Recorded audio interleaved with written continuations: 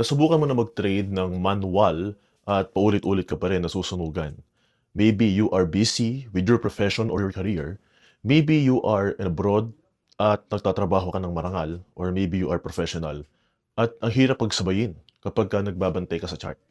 Kung minsan naman, pagka nakabantay ka sa chart, napupuyat ka at nai-stress ka. Lalo na kung ang tagal ng movement para lang ma-take profit yung tinitrade mo. Kaso ang masaklap, nakatulugan mo na nga, pero pagising mo, ang naging resulta pa, imbes na take profit, na-hit pa yung stop loss. Ang masaklap dyan, ang pinaka-worst case scenario, akala mo nakapaglagay ka ng stop loss at nakapaglagay ka ng take profit, kaso pagising mo, dun mismo sa account mo, zero na. Dahil sinunog muna yung account mo. Maraming mga ganyang klaseng scenario pagdating sa forex trading. At marami ring mga gurus at forex mentors na nagtuturo online kung paano mag-profit sa trading pag sumali ka sa community nila. At kadalasan, karamihan sa kanila nag-offer ng free community para nga naman pagka nag-register ka sa link nila ay kikita naman sila kahit na hindi ka magbayad basta mag-register ka sa kanila. Kaso ang nangyayari, puro community lang yung ginagawa at analysis signals ang binibigay. Nakakalimutan ituro ng mga forex trading mentor na hindi lang naman strategy at mga signals sapat para maging profitable sa trading.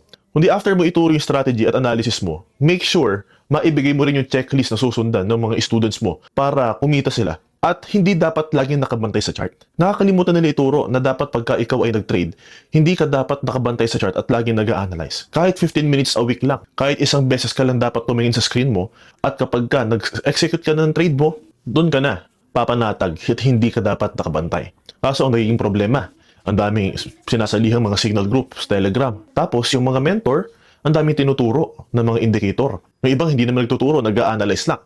Hindi naman tinuturo step by step kung paano nila nagagawa yung analysis nila. Kaya ngayon yung mga student, nagiging dependent instead na maging independent. Dahil actually, hindi naman ang goal ng karamihan, maging dependent ka dun sa mentor. Kaya hindi nila talaga binibigay lahat. But in reality, in today's generation, online, sa dami-dami ng mga information at ang dami-dami ng mga strategy tinuturo dyan, accessible na lahat kung tutuusin.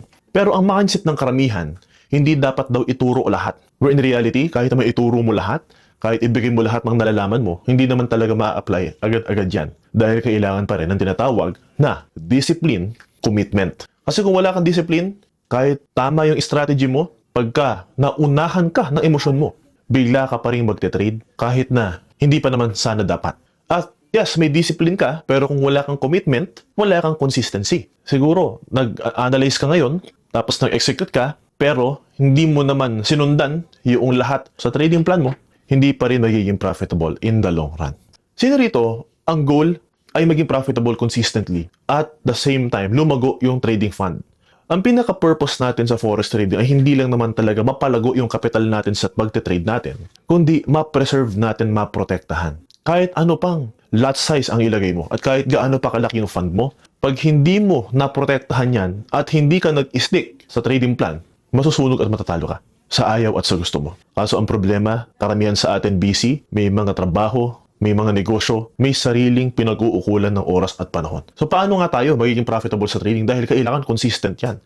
Araw-araw, kailangan mo pa rin tumingin sa chart at kailangan mo mag-execute ng trades mo. Or di kaya, mag-set pa rin ng alarm dahil hindi naman automatic, pag tingin mo sa chart, mag-execute na ng trade. Tao lang tayo, may emosyon tayo. So paano natin gagawin yon? At yan ang problema at ang pinakamasakit na cycle sa karamihan sa nagtitrade sa forex. Forex trading hindi dapat gawing side hustle. Dahil sa forex trading, hindi lang kailangan tumingin sa chart at mag-set ka ng alarm, kailangan mo rin tignan yung mga news na papunta, at kailangan mabantayan mo pa rin. Maglaan ka pa rin ng panahon. Subalit dahil nga, meron tayong mga career, meron tayong ginagawa sa buhay natin, diyan na ngayon nai-stuck. At tinitreat natin ang forex trading bilang isang side hustle. Where in reality, forex trading is a business. Dapat full-time ka dito at wala ka ibang nilalaon na panahon kundi sa forex lang. Kung gusto natin siyang gawing side hustle at gusto natin magkaroon ng additional source of income, diyan pumapasok yung tinatawag na automation. Kung paulit-ulit mo lang ginagawa ang isang bagay, dapat mo na siyang i-automate. Ang goal ng isang entrepreneur at isang business owner ay hindi lamang kumita ng pera, kundi kumita ng oras para magamit yung oras para lalo pang kumita ng pera. If you agree, just comment below ano yung thoughts mo. At habang yumayaman ka, from multi-millionaire, naging billionaire ka, hanggang sa billionaire ka, meron kang mga kumpanya. Ang goal mo na ngayon, paano ka lalo magkakaroon ng peace of mind? At paano ngayon malilesen ang oras mo para mas magamit pa yung oras mo sa pagpapalago pa ng maraming pera? Kaya kung ikaw nagtatrabaho ka at professional ka, tapos pinagsasabay mo pa sa trade mo, mai-stuck ka lang dyan sa ganyang cycle. At hindi ka talaga lalago. Again, our goal is to automate those tasks, especially yung mga tasks na paulit-ulit naman talagang ginagawa, para magamit natin yung extra time sana doon sa mas lalong malaking task pa na pwedeng magpalago ng income natin. At yun yung pinaka-importante pagdating sa forex trading. Kaya kung may negosyo ka, meron kang trabaho, magsumikap ka sa negosyo at trabaho mo at galingan mo, maging passionate ka at ibigay mo lahat ng makakaya mo. You won't get rich by just doing hard work. But if you don't have hard work, you won't get rich. So mamili ka na lang. You combine hard work with smart work. Pwede palang maging profitable sa trading with lesser time and effort sa pamamagitan ng automation kahit nagaano kaliit yung kita kung may tinatawag naman na compounding effect. Lalago at lalago pa rin gaano man kaliit yung kinapital mo. Pero kung alam mo na consistent na at lumalago unti-unti at so far naman kahit na may talo, may pa-profit pa rin, ba't hindi mo palakihan yung kapital mo? Para mas malaki ngayon yung kitain mo kahit gaano pa conservative yung trade mo. Kaya sa trading, i-automate mo, meron kang money-making machine na nag-generate para sa'yo, at meron pang mga ibang skills na kailangan mong pag-aralan para lalo pang lumawak yung kaalaman mo sa pagpapalago ng pera. So yung extra time na makukuha mo pag in-automate mo yung trades mo, gamitin mo sa paglago ng karunungan mo para dumami pa yung pera mo. Just repeat the cycle. Because the more you trade at lagi kang natatalo, the more you will learn. And then the more you learn, the less you trade. Dahil mas may oras ka na para i-invest sa high-income skills para magkaroon ka pa ng another income. And the more you learn, the more you earn.